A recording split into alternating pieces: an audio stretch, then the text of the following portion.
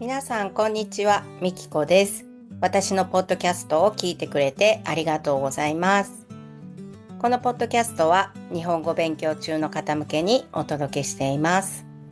日本の文化や私が日々の暮らしから感じていることや体験したことなどを日本語で話しています。スクリプトはホームページに無料で公開していますので、よかったらそちらも見てくださいね。はい、ということでタイトルにも書きましたが、ポッドキャストを始めて1年が経ちました。聞いてくれている皆さんのおかげでこうして続けることができました。本当にありがとうございます。これからも皆さんのお役に立てるようにお届けしていきたいと思っています。まずは皆さんにお願いがあります。この活動が継続できるように引き続きこのチャンネルの応援をしてくれたら嬉しいです。応援？具体的に何をしたらいいのって思うかもしれませんが、具体的に3つあります。1つ目は聞いてくれたらいいねを押してもらえると励みになります。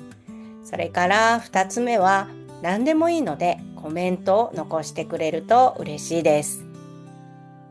それから3つ目は何かをしながら聞き流しでもいいので最後まで聞いてもらえると嬉しいです。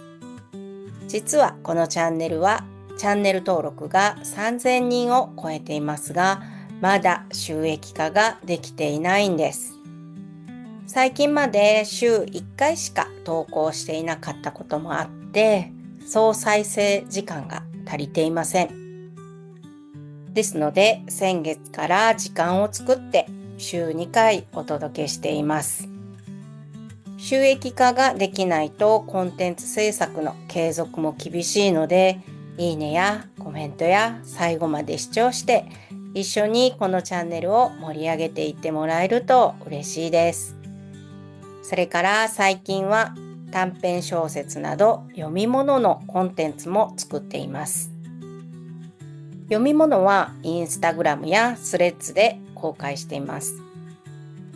私は大学の英語の授業で多読の授業があったんですが、その時に多読の効果をすごく感じました。英語を英語で理解できるようになるし、語彙力も増えるし、リスニング力も上がるんです。なぜ読むこととリスニングが関係するのって思うでしょ？多読すると英語を英語のまま理解できるようになるってさっき言いましたよね。さらに語彙力が増えるってことも言いましたよね。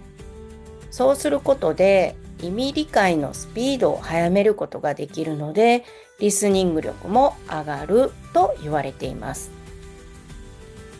ですので日本語も多読をお勧めしたいのですが、なかなか楽しく読める多読の教材がないので、 AI の力を借りながら少しずつ読み物を作っています。私は今日本語教師をしながらコンテンツ制作をしているので、時間が限られています。2025年はもっと YouTube も読み物もコンテンツ作りに時間をかけていきたいと思っています。基本的にコンテンツは無料で公開していますが、1ヶ月1回ぐらいコーヒーをおごるよと言ってくれる人がいたら、メンバーシップで応援いただけると嬉しいです。募集はまだですよ。5月から始める予定です。メンバーシップの方向けにコミュニティを作ったり、振り仮名付きの本をプレゼントしたり、限定動画をお届けしたりしたいと思っています。楽しみにしておいてくださいね。コンテンツ作りに本腰を入れていきます。はい、前置きが長くなってしまいましたが、ポッドキャストを始めて良かったこと、悪かったことについて話したいと思います。まず良かったことなんですが、人に知識を伝えることで自分の知識が深まったということです。インターネットで情報を発信するので、日本語や文化に関する知識についてはいつも間違いがないかいろいろ調べます。そうすることでどんどん自分の知識も深まってきました。例えばお花見の話をしようと思っていろいろ調べていたら、お花見の歴史も知ることができました。それから普段の生活では出会わないであろう人たちに情報をお届けできていることです。私の発信が世界に届いて、それを喜んでいる人たちが目の前にいることが本当に嬉しいです。以前どこかでちらっと話したことがあると思いますが、日本が好きという人たちが集まるコミュニティを運営したいんです。そこで日本語の勉強をしてもいいし、アニメの話をしてもいいし、食べ物の話をしてもいいし、国境を越えて日本が好きという人たちで集まれたら楽しいなぁと常に妄想しています。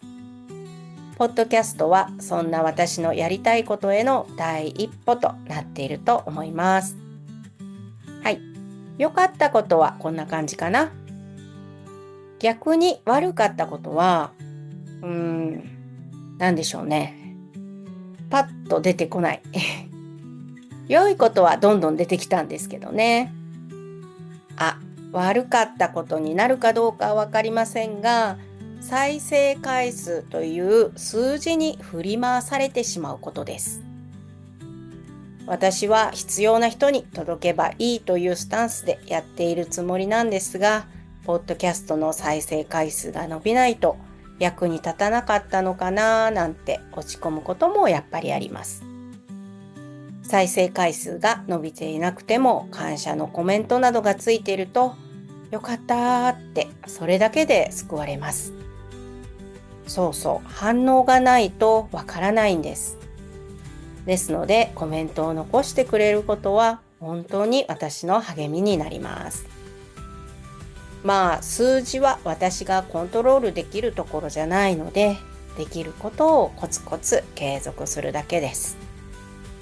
そんなところかな。